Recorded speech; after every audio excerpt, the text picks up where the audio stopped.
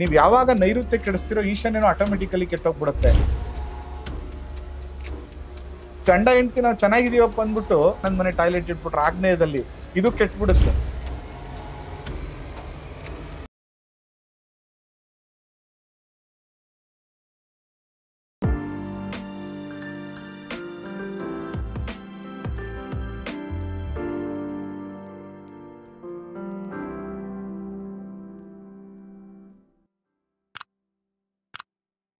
ಶ್ರೀ ಗುರುಭ್ಯೋ ನಮಃ. ಮಾಯಕಾರ ಪ್ರಭುವೇ ನಮಃ. ಗಣೇಶ ದೇವಿ ವಾಗ್ದೇವಿ ಮಮ ವಾಕ್ಯ ಸಿದ್ಧಿ ಕುರು ಕುರು ಸ್ವಾಹ. ಓಂ ನಮೋ ಭಗವತಿ ಚಾಮುಂಡೇಶ್ವರಿ ಮಲಯಾಳ ಸ್ವರೂಪಿಣಿ ಸರ್ವ ಸಿದ್ಧಿಕಾರಿಣಿ ಸತ್ಯಂ ಬ್ರೂಹಿ ಸ್ವಾಹ. ಆರಾಧ್ಯ ದೈವನಾಗಿರುವಂತಹ ಮಲೆ ಮಹದೇಶ್ವರರನ್ನ ಮನದಲ್ಲಿ ನೆನೆಯುತ್ತಾ ವಿದ್ಯಾಗುರುಗಳ ತಂದೆ ತಾಯಿಯ ಪಾದಾರವಿಂದಗಳಿಗೆ ನಮಸ್ಕಾರವನ್ನು ಮಾಡ್ತಾ ಜಗದ್ಗುರು ಪಂಚಾಚಾರ್ಯರನ್ನ ಬಸವಾದಿ ಶರಣರನ್ನ ಮನದಲ್ಲಿ ನೆನೆಯುತ್ತಾ ನನ್ನೆಲ್ಲ ಪ್ರೀತಿಯ ಯೂಟ್ಯೂಬ್ ವಾಹಿನ ವೀಕ್ಷಕ ಬಂಧುಗಳ ಅಂತರಾತ್ಮಗಳಿಗೆ ನಿಮ್ಮ ಮುಗುರು ಮಧು ದೀಕ್ಷಿತ್ ಮಾಡುವಂತಹ ಪರಿಪೂರ್ಣವಾದಂಥ ನಮಸ್ಕಾರಗಳು. ಹೇಗಿದ್ದೀರಿ? ಎಲ್ಲ ಚೆನ್ನಾಗಿದ್ದೀರಿ ಅಂತ ನಾನು ಕೂಡ ಭಾವಿಸ್ತೇನೆ. ನೋಡಿ, ಇವತ್ತು ಒಂದು ವಾಸ್ತುವಿನ ವಿಚಾರದ ಬಗ್ಗೆ ತಿಳಿಸ್ಕೊಡ್ತಾ ಇದ್ದೇನೆ. ಯಾರೆಲ್ಲ ಇನ್ನೂ ನಮ್ಮ ಚಾನಲ್ನ ಸಬ್ಸ್ಕ್ರೈಬ್ ಆಗಿಲ್ಲ, ಸಬ್ಸ್ಕ್ರೈಬ್ ಆಗಿ ಫಾಲೋ ಮಾಡಿ ಮತ್ತು ಶೇರ್ ಮಾಡಿ. ನೋಡಿ, master bedroom vastu it's very important. Actually ನಮ್ಮ ವಾಸ್ತುವಲ್ಲಿ ಮಾಸ್ಟರ್ ಬೆಡ್ರೂಮ್ ಅಂತ ಯಾವುದೂ ಇಲ್ಲ, ಬೆಡ್ರೂಮ್ ಅಂತ ಇದೆ, ಅಂದ್ರೆ ಕೊಠಡಿ ಅಂತ ಇದೆ. ನಾವು ಅದನ್ನ ಮಾಸ್ಟರ್ ಬೆಡ್ರೂಮ್ ಅಂದ್ರೆ ಬೇರೆ ರೂಮ್ಗಳಿಗಿಂತ ದೊಡ್ಡದಾಗಿರೋ ರೂಮ್ ಅಂತ, ವಿಶಾಲವಾಗಿರುವಂಥದ್ದು. ಒಳಗಡೆನೆ ಸ್ನಾನದ ಮನೆ, ಮತ್ತೆ ವಾಕಿನ್ ವಾಲ್ಡ್ರೂಬ್ಸು, ಮತ್ತೆ ದೊಡ್ಡದಾದಂತಹ ಮಂಚ, ಒಂದು ಚಿಕ್ಕದು ಸೋಫಾ, ಈ ಥರ ನಾವು ವಿಶಾಲವಾಗಿ ಮಾಡ್ಕೊಳ್ಳುವಂಥದ್ದಕ್ಕೆ ಅದಕ್ಕೆ ಮಾಸ್ಟರ್ ಬೆಡ್ರೂಮ್ ಅಥವಾ ಗಂಡ ಹೆಂಡತಿ ಮಲ್ಕೊಳ್ಳುವಂಥ ರೂಮ್ನ ನಾವು ಮಾಸ್ಟರ್ ಬೆಡ್ರೂಮ್ ಅಂತೇಳಿ ನಾವು ಇತ್ತೀಚಿನ ದಿನಗಳಲ್ಲಿ ಕರ್ಕೋತಾ ಇದ್ದೀವಿ. ನೋಡಿ, ಇದನ್ನ ನಾವೊಂದು ಸೈಟ್ ಅಂತ ಇಟ್ಕೊಳ್ಳೋಣ. ಇದು ಈಸ್ಟ್. ನೋಡಿ, ಈ ಮನೆಯನ್ನ ಕಟ್ಟುವಂತ ಸಂದರ್ಭದಲ್ಲಿ ಇದೊಂದು ಮನೆ, ಈ ತರ ನಮ್ದೊಂದು ಈಸ್ಟ್ ಫೇಸಿಂಗು, ಇಲ್ಲೊಂದು ಎಂಟ್ರೆನ್ಸ್ ಕೊಟ್ಟಿದ್ದೀವಿ, ಇದನ್ನ ಮನೆ ಅಂತ ಇಟ್ಕೊಳ್ಳೋಣ. ಇಲ್ಲೊಂದು ಅಡಿಗೆ ಮನೆ ಮಾಡ್ಕೊಂಡಿದ್ದೀವಿ. ಇದನ್ನ ನಾವು ಮಾಸ್ಟರ್ ಬೆಡ್ರೂಮ್ ಅಂತ ಕರಿತೀವಿ. ನೈಋತ್ಯ ಮೂಲೆಯಲ್ಲಿ ಬರುವಂತಹ ಒಂದು ರೂಮ್. ನೋಡಿ, ಮಾಸ್ಟರ್ ಬೆಡ್ರೂಮ್ ಅಂತ ಬಂದಾಗ ಸರಿಯಾದ ಕ್ರಮದಲ್ಲಿ ನಾವು ಇದನ್ನ ನಿರ್ಮಾಣ ಮಾಡ್ಕೋಬೇಕು. ನೋಡಿ, ಸಾಮಾನ್ಯವಾಗಿ ನಾವೇನ್ ಮಾಡ್ತೀವಿ, ನೋಡಿ ಇಲ್ಲೊಂದು 2 ಫೀಟ್ ಜಾಗ ಇದೆ, ಇಲ್ಲೊಂದು 2 ಫೀಟ್ ಜಾಗ ಇದೆ, ಇಲ್ಲೊಂದು 3 ಫೀಟ್ ಜಾಗ ಇದೆ, ಇಲ್ಲೊಂದು 3 ಫೀಟ್ ಜಾಗ ಇದೆ ಅಂತ ಇಟ್ಕೊಳ್ಳೋಣ. ಈ ತರ ಇದ್ದಾಗ ನಾವೇನ್ ಮಾಡ್ತೀವಿ, ಇಲ್ಲೊಂದು ರೂಮ್ ಮಾಡ್ಕೊಂಡ್ವಿ, 12 ಅಡಿ ಬೈ 15 ಅಡಿ ಒಂದು ಮಾಸ್ಟರ್ ಬೆಡ್ರೂಮ್ ನ ಮಾಡ್ಕೊಂಡ್ವಿ. ಇಲ್ಲಿ ಸಮಸ್ಯೆ ಏನಾಗ್ತಾ ಇದೆ ಅಂತ ಹೇಳ್ತೀನಿ. ಫಸ್ಟ್ ನಾವು ಮಾಡುವಂತ ತಪ್ಪೇನು, ನನಗೆ ವಾರ್ಡ್ರೋಬ್ ಮಾಡಕ್ ಸ್ವಲ್ಪ ಸ್ಪೇಸ್ ಬೇಕು, ಜಾಗ ಬೇಕು ಅಂತೇಳಿ ಇಲ್ಲಿವರೆಗೂ ಈ ರೂಮನ್ನ ಸೇರಿಸುವಂಥದ್ದು. ಇಲ್ಲಾಂದ್ರೆ ಇಲ್ಲಿವರೆಗೂ ಇದನ್ನ ಸೇರಿಸ್ಬಿಟ್ಟು ಇಲ್ಲಿವರೆಗೂ ರೂಮನ್ನು ಮಾಡ್ಕೊಳ್ಳುವಂಥದ್ದು. ಇದು ವಾಲ್ ಇದೆ, ನಮ್ದು ಮಾಸ್ಟರ್ ಬೆಡ್ರೂಮ್ ಆಕ್ಚುಲಿ ಇಲ್ಲಿ ಕ್ಲೋಸ್ ಆಗಬೇಕು. ಆದರೆ ನಾವೇನ್ ಮಾಡ್ತಾ ಇದ್ದೀವಿ ಇಲ್ಲಿ ಅಂತಂದ್ರೆ ಈ ರೂಮನ್ನ ಮಾತ್ರ ಈ ರೀತಿ ಹ್ಯಾಡ್ ಮಾಡ್ತಾ ಇದ್ದೀವಿ. ಯಾಕೆ? ನನಗೆ ಸ್ವಲ್ಪ ವಾರ್ಡ್ರೋಬ್ ಮಾಡ್ಕೊಳಕ್ ಜಾಗ ಬೇಕು. ಅದಕ್ಕೆ ಯಾವಾಗ ಈ ರೀತಿ ಮಾಡ್ಕೋತಿರೋ ನಿಮ್ಮನೆ ವಾಸ್ತು ಕ್ಲೋಸ್, ಮುಗೀತು, ಇದ್ರ ಕತೆ ಮುಗೀತು. ನೋಡಿ, ಇಲ್ಲಿ ಪ್ರಾಬ್ಲಮ್ ಏನಂದ್ರೆ ಎಲ್ಲಾ ದಿಕ್ಕುಗಳಲ್ಲೂ ಕೂಡ 4 ಕಾರ್ನರ್ಸ್ ಇದೆ. ನೋಡಿ, 1 2 3 ಆಯ್ತು. ನನಗೆ ಇಲ್ಲಿ ಒಂದು ಸ್ಕ್ವೈರ್ ಬಂದಿದ್ರೆ 4 ಕಾರ್ನರ್ ಸಿಗ್ತಾ ಇತ್ತು. ಬಟ್ ಇಲ್ಲಿ ಏನಾಗೋಯ್ತು, 1 2 3 4 5, ಇದನ್ನೇ ನಾವು ಐಮೂಲೆ ಅಂತ ಕರಿತೀವಿ. ಯಾವಾಗ ಈ ರೀತಿ ಐಮೂಲೆ ಆಗ್ಬಿಡುತ್ತೋ ಈ ಮನೆಯಲ್ಲಿರುವಂತಹ ದಾಂಪತ್ಯ ಸುಖ ಸಂಪೂರ್ಣವಾಗಿ ನಾಶ ಆಗುತ್ತೆ. ಇಲ್ಲ ಗಂಡ ಹೆಂಡತಿ ಮಾತು ಕೇಳಲ್ಲ, ಇಲ್ಲ ಹೆಂಡತಿ ಗಂಡ ಮಾತು ಕೇಳಲ್ಲ, ಇಲ್ಲ ಅಫೇರ್ಸ್ಗಳಾಗುವಂಥ ಸಮಸ್ಯೆಗಳು ಜಾಸ್ತಿ ಆಗ್ತದೆ, ಮನೆ ಯಜಮಾನನಿಗೆ ಅನಾರೋಗ್ಯ ಆಗ್ತದೆ, ಅಥವಾ ಇವರ ಒಂದು ಜಾತಕ ಬಲದಿಂದನೋ ಅಥವಾ ಇವರ ಅಗ್ರೆಸಿವ್ ಇಂದನೋ ಒಂದಷ್ಟು ಹೆಸರು ನೇಮು ದುಡ್ಡು ಬಂದಿದ್ರೆ ನೆಕ್ಸ್ಟ್ ಇವರ ಜನರೇಷನ್ ಎಲ್ಲರೂ ಡೌನ್ ಫಾಲ್ ಆಗ್ತಾ ಹೋಗ್ತಾರೆ. ಡಾಮಿನೆನ್ಸ್ ಜಾಸ್ತಿ ಆಗ್ತಾ ಹೋಗ್ತದೆ, ಆರೋಗ್ಯದ ಸಮಸ್ಯೆಗಳು ಜಾಸ್ತಿ ಆಗ್ತದೆ, ಮತ್ತು ಒಂದು ಫೈನ್ ಡೇ ಎಲ್ಲವೂ ಕೂಡ ಮುಕ್ತಾಯ ಆಗುತ್ತೆ. ಅದರಿಂದ ಯಾವುದೇ ಕಾರಣಕ್ಕೂ ನಮ್ಮ ರೂಮಿನ ಜಾಗವನ್ನ ಇಲ್ಲಿ ಏನು 2 ಅಡಿ ಗ್ಯಾಪ್ ಬಿಟ್ಟಿರ್ತೀವಿ ಅದು ಕಂಟಿನ್ಯೂ ಆಗಿ ಇದು ಹಂಗೆ ಹೋಗ್ಬೇಕು ಹೊರತು ಈ ತರ ಎಕ್ಸ್ಟೆಂಡ್ ಮಾಡುವ ಹಾಗಿಲ್ಲ.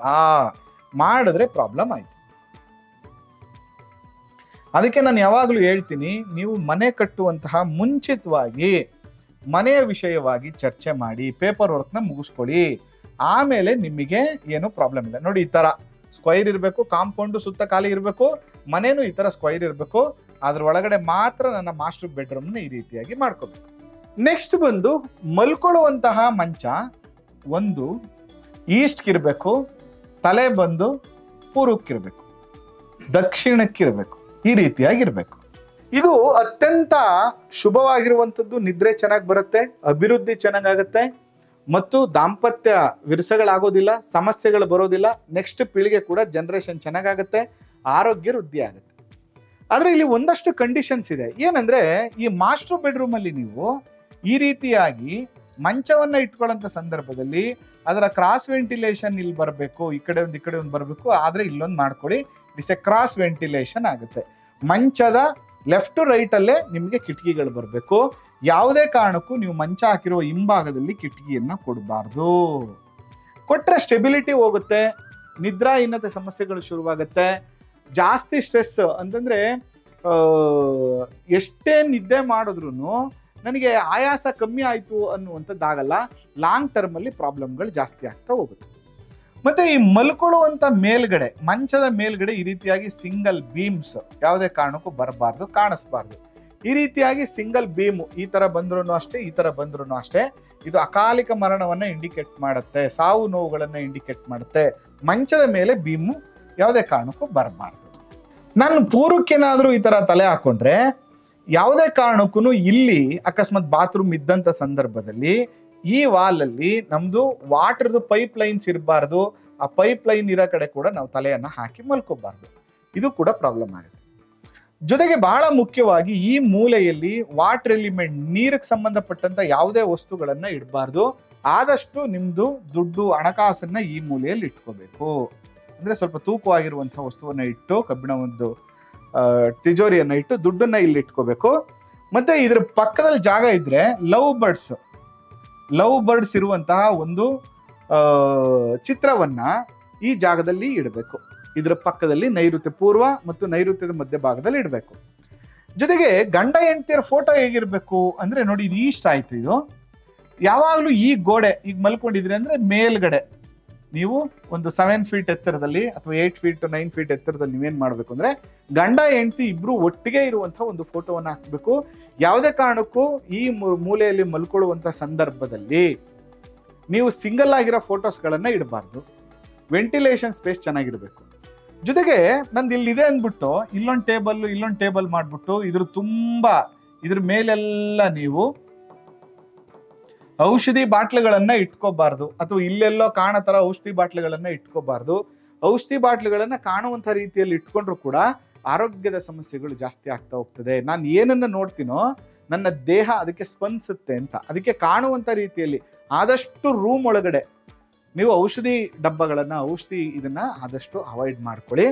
ಅದರ ಜೊತೆಗೆ ಪ್ರಮುಖವಾಗಿ ನೋಡಿ, ಇಲ್ಲಿ ನಾನು ಮಲಗಿದ್ದೀನಿ, ಇಲ್ಲಿ ಮಿರರ್ ಬರಬಾರ್ದು, ದಕ್ಷಿಣಕ್ಕೆ ಮಿರರ್ ಬರಬಾರ್ದು, ಮತ್ತೆ ನಾನು ಎದ್ದ ತಕ್ಷಣ ನನ್ನ ಮುಖ ಕಾಣುವಂತ ರೀತಿಯಲ್ಲಿ ಮಿರರ್ ಬರಬಾರ್ದು. ಯಾವಾಗ್ಲೂ ಮಿರರ್ ವಾಲ್ಡ್ರೂಮ್ ಒಳಗಡೆ ಮಾಡ್ಕೊಳ್ಳಿ, ಮಿರರ್ ಕಾಣುವಂತ ರೀತಿಯಲ್ಲಿ ಇಟ್ಕೋಬೇಡಿ. ಈ ರೀತಿಯಾಗಿ ನೀವು ಸರಿಯಾದ ಕ್ರಮದಲ್ಲಿ ನೀವು ನಿಮ್ಮ ರೂಮನ್ನ ನಿರ್ಮಾಣ ಮಾಡ್ಕೊಂಡಿದ್ದೆ ಆದ್ರೆ ಅತ್ಯಂತ ಶುಭದಾಯ ಆಗ್ತದೆ. ಇದು ಜನರಲ್ ಆಗಿ ಒಂದು 30-40 50-30 ಮನೆಗೆ ನಾನು ಈ ಪ್ಲಾನ್ ಹೇಳ್ತಾ ಇದ್ದೀನಿ. ಯಾಕಂದ್ರೆ ಈಗ ನಿಮಗೆ ಏರಿಯಾ ಜಾಸ್ತಿ ಆದಷ್ಟು ಕೂಡ ಅಲ್ಲಿ ನಿಮಗೆ ಸ್ನಾನದ ಪೊಸಿಷನ್ ಅನ್ನ ನಾವು ನೋಡ್ಬೇಕಾಗ್ತದೆ, ಮತ್ತೆ ವಾಕಿನ್ ವಾರ್ಡ್ರೋಬ್ ಅನ್ನ ಮಾಡ್ಬೇಕಾಗ್ತದೆ, ಅಲ್ಲಿ ನಾವು ಮಿರರ್ ಕಾಂಬಿನೇಷನ್ ಅನ್ನ ನೋಡ್ಬೇಕಾಗ್ತದೆ, ಮತ್ತು ಈ ರೂಮಿನಲ್ಲಿ ಬರುವಂತ ಬಣ್ಣಗಳನ್ನ ನೋಡ್ಬೇಕಾಗ್ತದೆ, ಮತ್ತು ಇಂಟೀರಿಯರ್ ಡಿಸೈನ್ ಕಲರ್ಸ್ ಗಳನ್ನ ನೋಡ್ಬೇಕಾಗ್ತದೆ. ಇದೆಲ್ಲ ಮುಂದಿನ ಸಂಚಿಕೆಯಲ್ಲಿ ನಾನು ತಿಳಿಸ್ತೇನೆ.